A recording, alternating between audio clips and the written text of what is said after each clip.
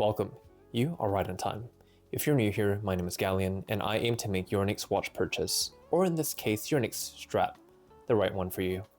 Today, we're going deep down the strap rabbit hole, focusing on two straps kindly sent to me by Montreux Straps, a Florida-based outfit that's earned a reputation for comfort, build quality, and, I guess, design. Now, full disclosure, Montreux didn't ask for these straps back, which in spirit makes this a sponsored video, even if no money has changed hands. My thoughts, as always, are entirely my own, and there has been no editorial input into this. No affiliate links, no sneaky tracking cookies, and certainly no ominous terms and conditions to navigate. Just two Montreux straps, a lot of opinions, and perhaps the occasional digression into strap length-induced existential crisis of mine. Let's be honest with ourselves here. Most of us, myself included, will spend countless hours poring over every last detail of a watch. Case specifications, intricate movement calibers, the mesmerizing glow of loom shots, and then what do? We often just slap on the factory strap and declare our horological journey complete. I myself am absolutely guilty of this crime, having paired my white Speedy with aftermarket Aquaterra style rubber straps from, of all places, AliExpress.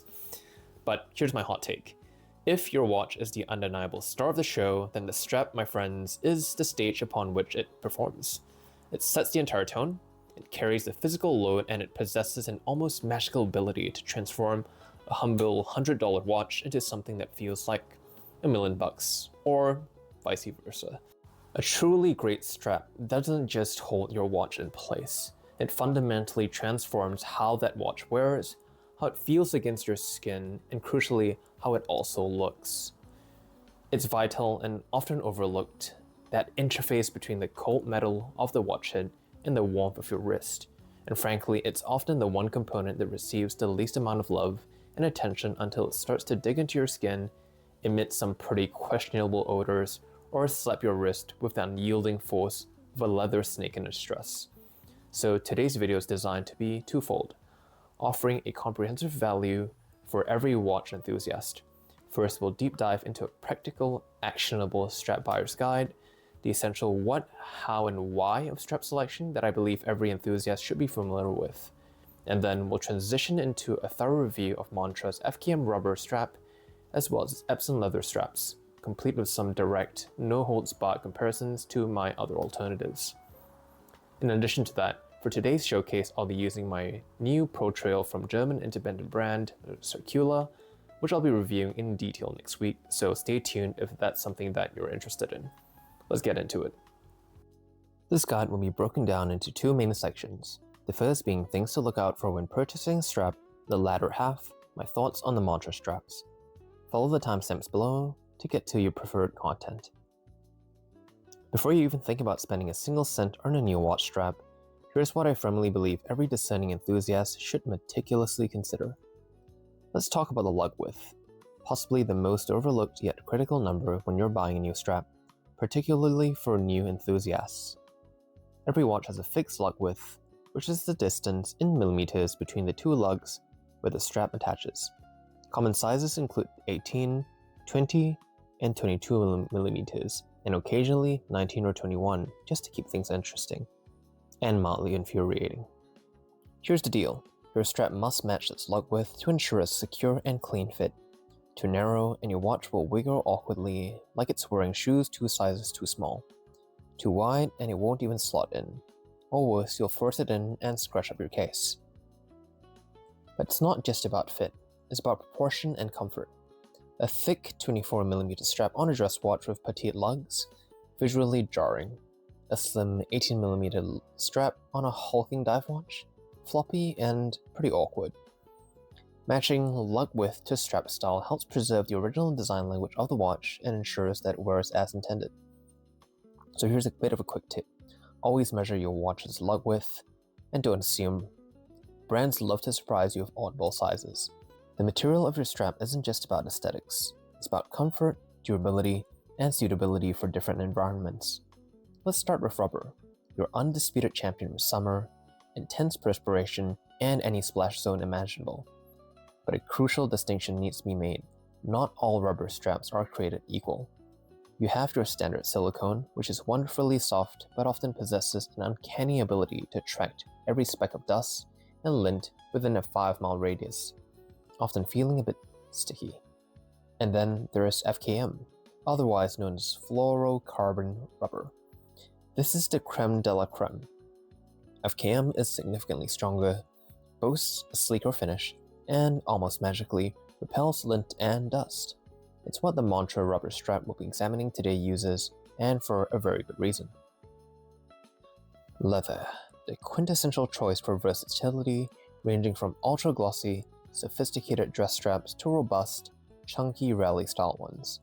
But leather is a pretty broad term, encompassing a fascinating world of textures, finishers, and characteristics. Starting with full-grain leather, this is the top tier.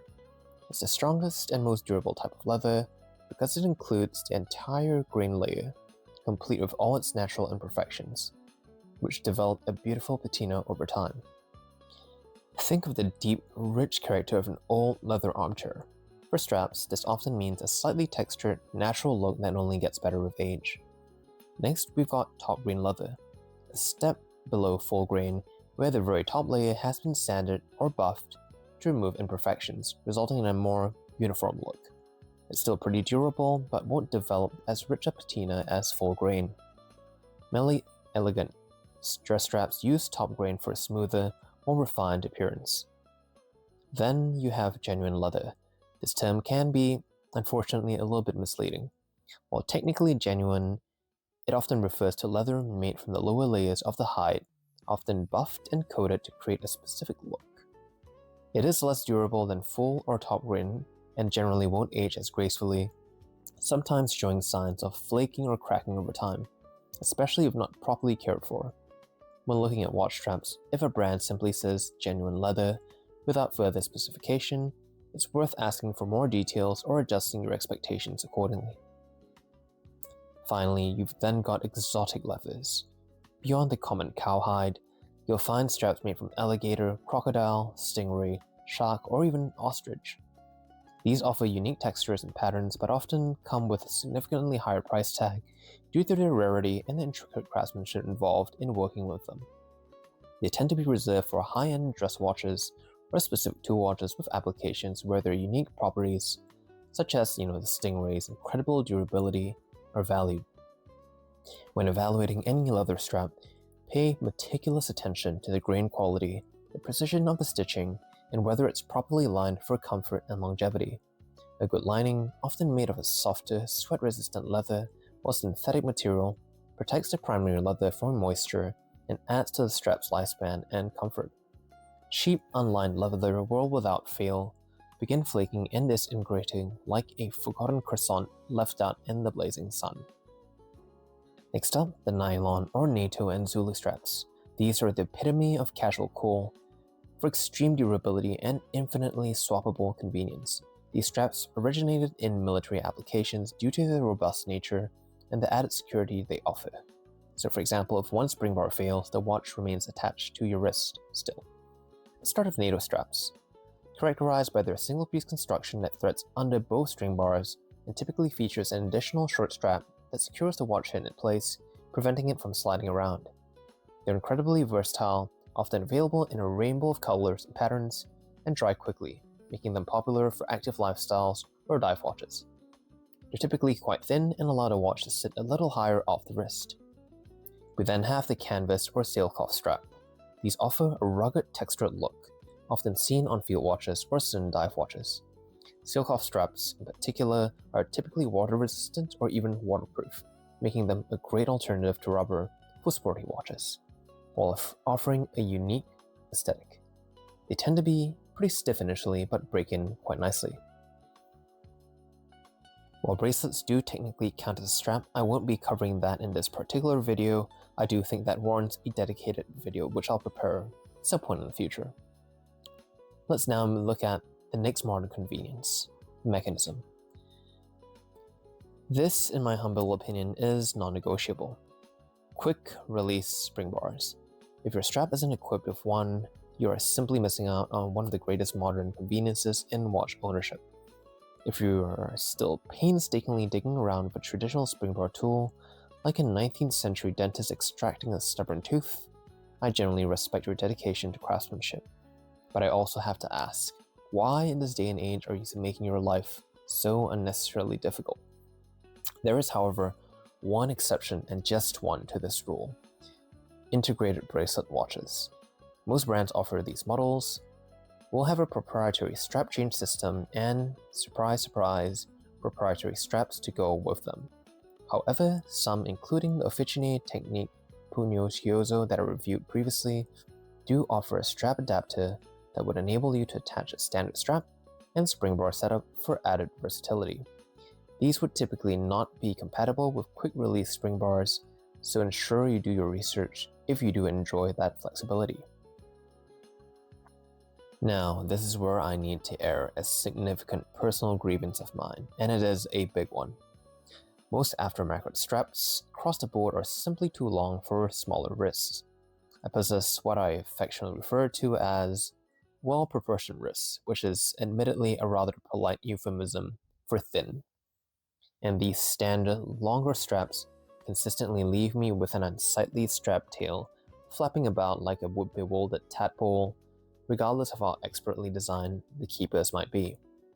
This represents a colossal oversight, particularly for the enormous Asian markets, for a significant portion of female wearers, or indeed for literally anyone who doesn't moonlight as a forearm model for a fitness magazine. For your reference, a fairly common industry standard strap length is 125mm by 75mm. However, I passionately advocate for more short-length options to be readily available for the sake of true inclusivity in the watch community. Always check the listed dimensions and measure your wrist to ensure a comfortable fit. This seemingly minor detail can dramatically alter the visual and tactile experience of a strap. Tapering refers to when straps gradually narrow from the lugs down to the buckle. It's a subtle but powerful design choice that adds elegance, makes the watch feel less bulky on the wrist, and significantly improves wearability, especially for those with smaller wrists. If you prefer your straps to be slim, silhouette, and graceful, tapering is your absolute best friend. If you crave that full-width, chunky, unapologetically bold vibe all the way down, then an untapered strap is your go-to. Both have their place, so consider the aesthetic that you are aiming for. Small details of hardware can make a big difference in both function and feel. So, with steel buckles, look for 316L stainless steel. This is generally the gold standard in quality and durability. A solid buckle feels premium, and a signed buckle often indicates an attention to detail from the brand. While polished hardware can be dressy, brushed finishes tend to be more versatile and hide minor scratches a lot better. For the keepers, these are the small loops that hold the excess strap tail in place. Good keepers should stay precisely where they are supposed to be snug without being restrictive, and crucially, they shouldn't slide around annoyingly like the cheap, flimsy ones found on some bargain bin straps. While some premium straps might feature more complex floating retention tricks, clean functional design is often all you need. A truly good strap should always feel like it punches above its price tag. The market for aftermarket straps is vast, ranging from a few dollars on online marketplaces such as AliExpress to hundreds of dollars for bespoke creations. One of my favorite places to source straps and bespoke made straps is Etsy. When evaluating pricing, consider the material, craftsmanship, hardware quality, and to a certain extent, brand reputation. A higher price tag often correlates with better materials and superior construction. Always factor in potential shipping costs and import tariffs, especially if you're buying internationally. What might seem like a good deal initially can quickly become less appealing once these additional charges are applied. And for those of us in Australia, including yours truly, this is a particularly vital consideration, as international shipping and duties can add significant chunk to the final price. Now that we've established our comprehensive buyer's guide, let's get down to the specifics and thoroughly examine the Montreux straps themselves. I'll be ranking each on a scale of 5 based on the following criteria. First, comfort and fit, followed by material quality and build, then design and versatility, and finally, value and practicality. Keep in mind that my assessment is of course going to be subjective, but let the video footage speak for itself. The strap is noticeably thinner and more pliable than many typical FKM options, especially compared to bulkier AliExpress specials, like the one I have on hand. It wraps the wrist comfortably without ever feeling floppy, and it avoids the gummy, sweaty feel that plagues many other budget silicone straps. That said, the standard length is just a touch too long for smaller wrists, leaving some visible strap tail even with snug keepers. A short version would have solved this outright. 4 out of 5. Montreux's FKM rubbers is solid, lint resistant, smooth, and clearly higher quality than ultra budget options. The brushed 316L stainless steel hardware is well finished and tastefully signed. The quick release spring bars are firm and reliable. Still, this is not a revelation in strap manufacturing. It's a well executed strap, but one that sits in line with others in the $40 to $50 range, like the Barton Elite or high-end offerings from Straps Co. If you've tried a decent FKM strap before, this won't blow your mind, but it'll likely improve on comfort and refinement. 4 out of 5. The design is understated, which is a strength here. It tapers gently and pairs nicely with field watches, divers, or everyday beaters, but it's not unique enough to command attention on design alone. Montreux plays it safe here, which works, but it leaves it short of feeling like a style-forward strap. If you like minimalism and comfort versus utility, this will suit you well. 4 out of 5. At $45 however, this sits above the cheapest options while still offering better refinement. But for international buyers, especially in Australia, you'll need to factor in shipping and potential duties. At approximately $70 Australian dollars landed, plus the additional $41 of shipping, if you're just buying one strap, the value becomes much murkier and far less compelling unless you're going to be buying multiple straps. It's a good strap, not a steal. Practical? Yes. Outstanding value? Definitely debatable. 3 out of 5. As a whole, it's a refined, well-constructed rubber strap that improves on budget alternatives, but doesn't dramatically exceed mid-tier expectations. I'd still consider it if you are going to be based in the US, or bundling multiple straps, but definitely not a slam dunk for overseas buyers. In total, 3.75 out of 5. The Epsom leather strap isn't uncomfortable, but it's also not as immediately pliable or wrist-conforming as more expensive leather offerings. It's wearable out of the box, yes, but you'll still notice a degree of structure and stiffness compared to premium full-grain or bespoke straps. For smaller wrists, again, the standard length is serviceable but not ideal. No short option available quite yet. 3 out of 5. The use of French Epsom leather from the HWAS tannery is a definite plus. This elevates the strap above most genuine leather entries in the market. Stitching, lining, and finishing are all clean and precise. Still, this is fundamentally a top-end genuine leather strap, not full-grain or shell Cordovan.